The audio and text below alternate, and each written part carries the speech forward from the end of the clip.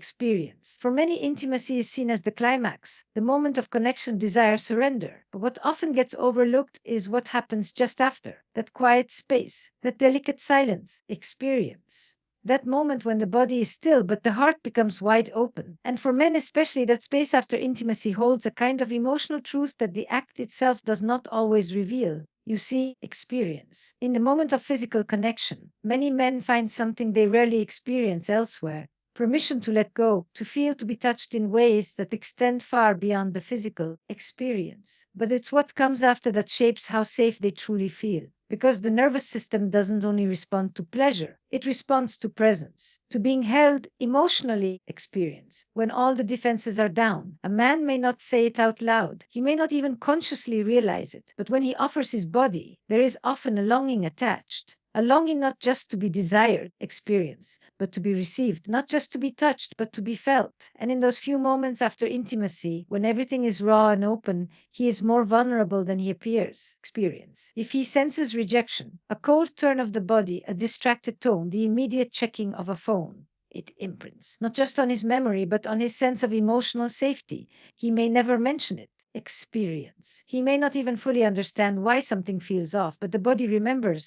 The nervous system remembers. He learns, this is a moment when I should retreat. This is not safe. Experience. And that's what we don't talk about enough. We often focus on the act itself, the intensity, the performance, the desire, experience. But what speaks louder than anything is how someone responds to us in our most unguarded state. After the pleasure fades, after the adrenaline settles, what remains is the question, am I still welcome here? Experience. Do you still see me, hold, want me? Now that I'm no longer performing, now that I'm just me. When emotional safety follows physical connection, it builds trust. It tells him, experience. You're not just wanted for what you give. You're valued for who you are. A small gesture, a lingering touch, a simple moment of eye contact. These things may seem minor, but they are monumental. Experience. Because they answer the question, was this real or was this temporary? Men are often taught to separate sex from emotion, to detach, to control, to move on quickly. Experience. But underneath that conditioning is a truth that rarely gets spoken. Many men crave safety just as deeply as they crave passion. They long to be met not just physically, but emotionally. And when they are experienced, something shifts. They feel chosen, not just used. They feel seen, not just touched. So no, it's not just about the act. It never was. Experience. What he remembers, what stays with him, is not how you made love to his body, but how you held his heart in the moments that followed. There is a moment right after intimacy, experience, that feels almost invisible. Yet it carries more emotional weight than the act itself. It's the moment when both people return to themselves, when breath slows, when everything is quiet.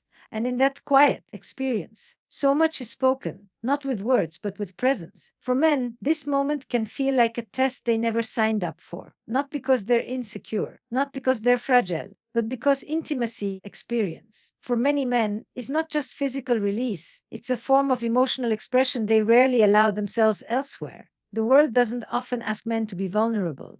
But in the aftermath of intimacy, experience, they are, whether they admit it or not. And what happens next? The way the other person shows up or doesn't imprints itself in a way that lingers far longer than the physical experience. Experience. When a woman pulls away right after connection, even subtly, it can feel like a sudden drop, a disconnection that lands in the body before it even registers in the mind. Maybe she turns her back. Experience. Maybe she becomes emotionally distant, preoccupied, cold. Maybe she goes silent. And to her, it might mean nothing. Maybe it's simply her way of returning to herself. Maybe it's unconscious. But to him, experience. That moment feels like abandonment. He just opened something that was closed, gave access to a space he doesn't let many enter. Let go of control, let go of performance. Let someone see him, feel him, hold him, experience. And then suddenly it's as if none of it meant anything. That disappearance, emotional or physical, leaves him questioning what was real. He may not say anything. He may brush it off, laugh, experience, distract himself. But the withdrawal is felt, and it doesn't get forgotten. Because it's not about drama or neediness. It's about recognition, experience. He wants to feel like what just happened meant something to both of you. That it wasn't just a transaction. That his openness wasn't met with disinterest. And this isn't about clinging experience, it's about connection. After intimacy, many men are actually scanning, quietly, instinctively, for signs of safety, not consciously, but biologically. Emotionally, they're asking, can I exhale here? Experience. Was that a shared moment or a borrowed one? Am I still welcome or have I already been left? When the answer feels like distance, something closes. He may still show up, still engage, experience, still love, but a part of him remembers that after he gave, you pulled away. And next time, he might give just a little less, not out of spite, but out of protection. He adjusts. He retreats, experience, and something intimate becomes something strategic. You see, what many don't realize is that the deepest bonding often happens after intimacy, not during it. That's when trust is sealed, experience. When emotional memory is formed, that's when the body and heart decide whether this is a safe place to return to or one to move away from. So when you disappear in the moment he's most open, experience, most unguarded, most quietly asking to be met, he doesn't just notice, he remembers. There's something quiet, almost invisible, that happens after intimacy, and it often has nothing to do with touch, experience. It's in the tone, in the words, in the few honest things we choose to say when the moment feels raw and the armor has dropped. And for many men, experience, those words, or the absence of them, leave a deeper mark than the act itself. Intimacy opens more than the body. It opens memory, imagination, hope, fear, experience. And what stays behind after the experience fades is not just the memory of pleasure.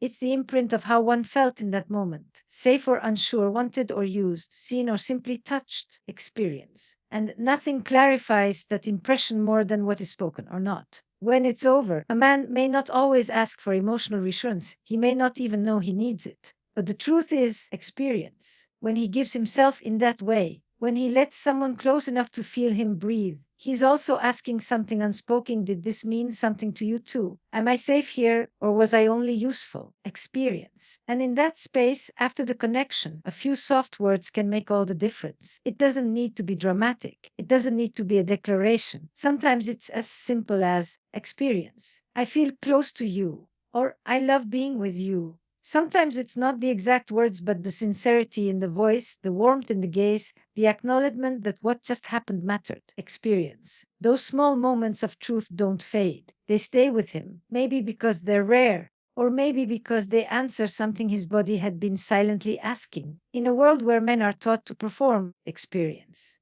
to stay composed, to not need anything, being spoken to with care in his most vulnerable state is unforgettable. But when there is silence instead, when there's distance or indifference, experience, or distraction, it creates a fracture. He may not say it hurt. He may not even consciously register it, but it becomes part of his emotional blueprint, a pattern, a signal, a moment filed away. Experience, one that teaches him connection isn't always followed by care. Sometimes you give and nothing echoes back. It's not about needing praise or validation. It's about emotional honesty, experience. He doesn't want to be admired for his body. He wants to be felt for his presence. And in that open moment where masks are gone, experience, where it's just two people breathing in the same silence, words either bring him closer or send him back into himself. When you offer reassurance, experience, you're not just comforting him, you're anchoring the experience. You're saying this wasn't just physical. It was personal. And even if he doesn't respond with poetry, with reflection, experience, or even with full awareness, he feels it, he absorbs it, and he remembers. Because long after the physical memory fades, it's the emotional tone that remains, the feeling of being accepted, valued, experience,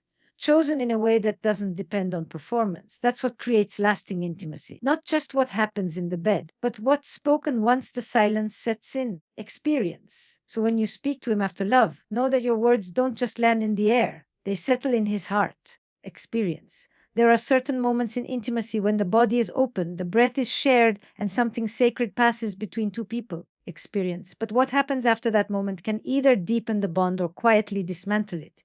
And it's rarely loud. It's subtle. It's in the energy, the silence, the way someone turns away or leans in. For many men, experience. After intimacy is the moment they're least protected. It may not show on their face.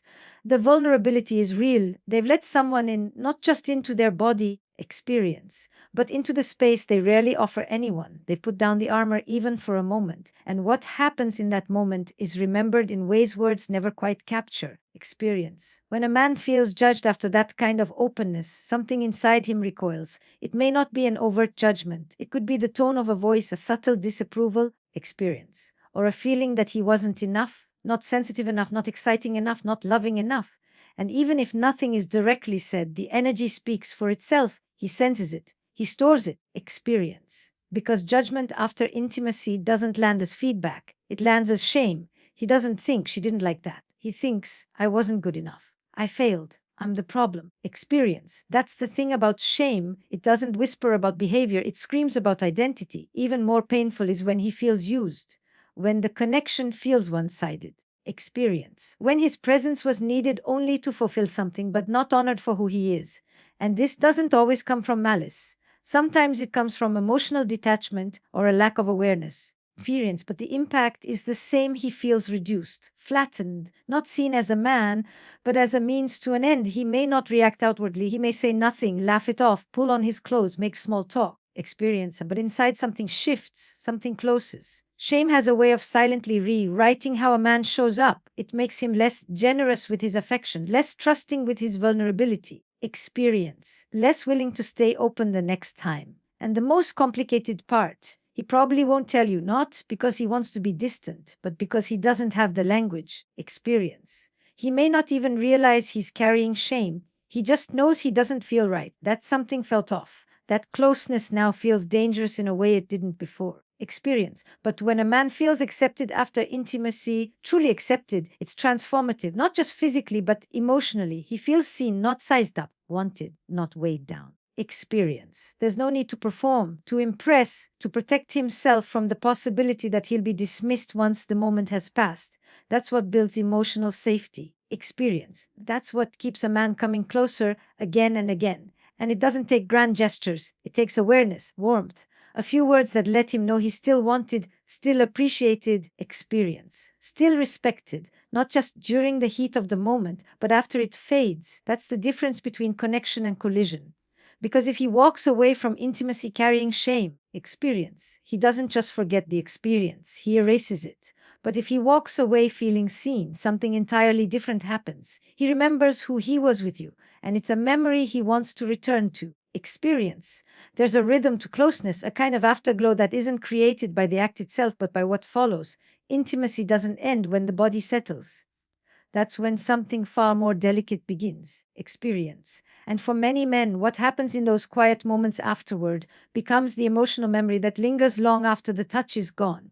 Men are often conditioned to believe that affection is only the warm-up experience, the precursor to desire. But the truth is, the most powerful affection, the kind that builds trust, security, emotional bonding, happens after. It's the moment when he's not performing. Experience. Not trying to impress, not chasing anything. He's simply there, present, open. And how he is met in that space says everything about the safety of the connection. When she reaches for his hand, experience. When she rests her head on his chest, when she stays a little longer before turning away. Those small gestures aren't small at all. They're evidence. Experience. Evidence that the connection didn't end when the body finished, that it wasn't just physical, that he's not being pushed back into solitude right after being invited into closeness. Experience.